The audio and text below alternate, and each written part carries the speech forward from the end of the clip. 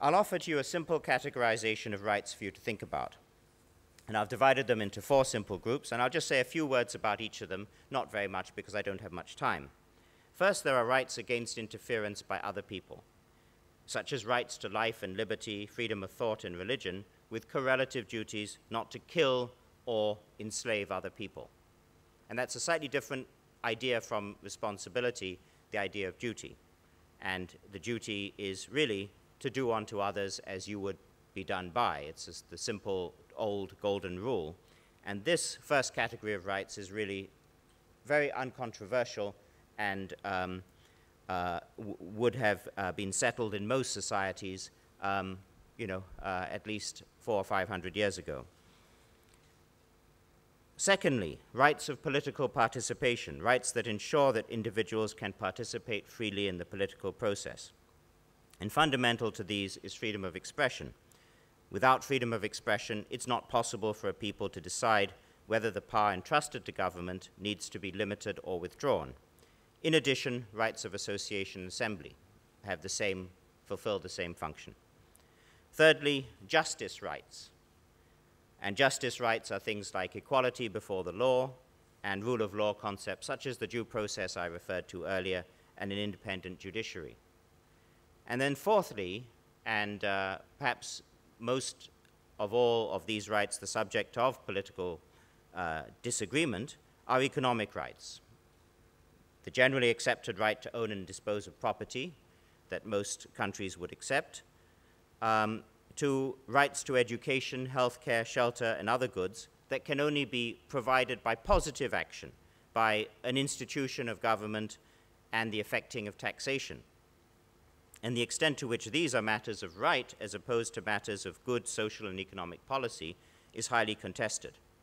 But I think at least it's generally accepted that individuals have a right to non-discrimination in the provision of public goods, as opposed to a direct right to have those things provided to them.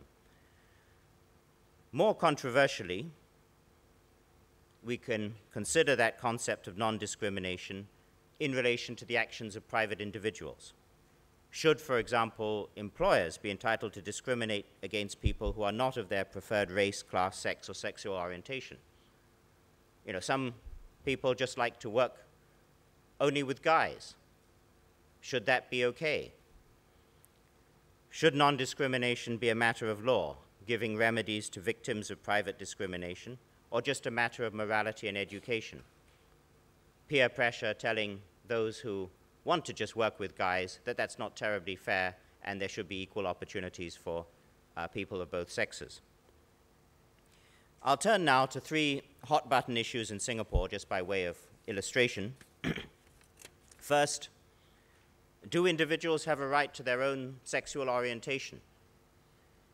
In short, should engaging in gay or lesbian conduct be lawful? And Singapore here is very much out of step with the developed world in its stance that such conduct is criminal, and in fact out of step with many developing nations as well. And I'd just suggest for you, give you some tools to think about this issue. A lot of confusion surrounds it.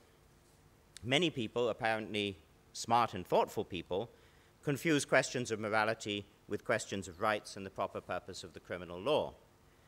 The criminal law is there to punish people who cause harm to others, not to enforce private morality.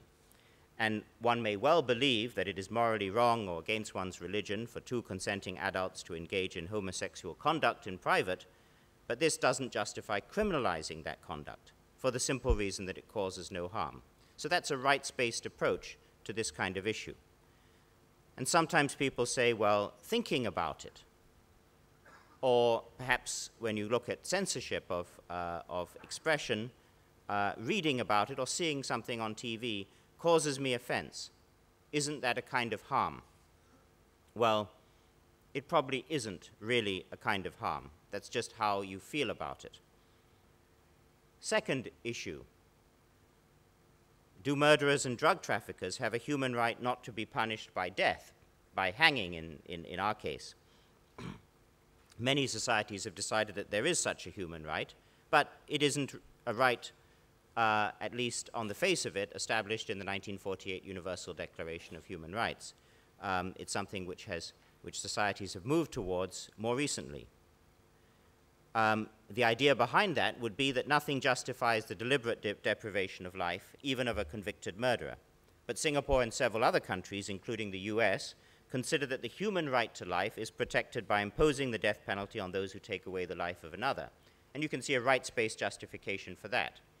But we go further. We apply the death penalty to drug trafficking, justifying this as a matter of social policy, to keep the use of drugs down.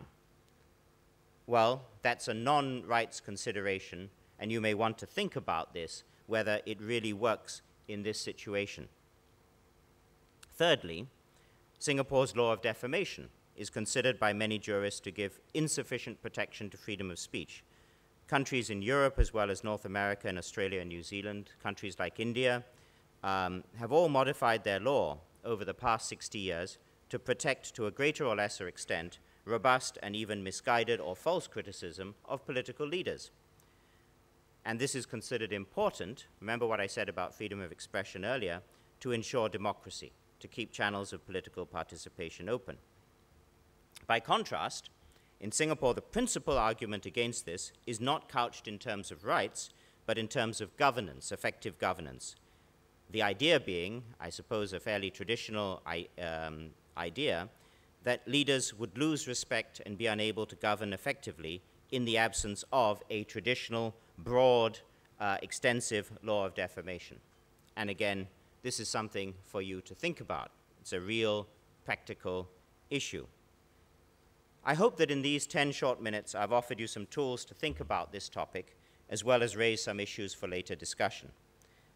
In so doing, I hope that I've not only exercised my own right to free speech, but I've done so responsibly, and in particular have discharged that important responsibility of old people like me trying to give some guidance to young people like you.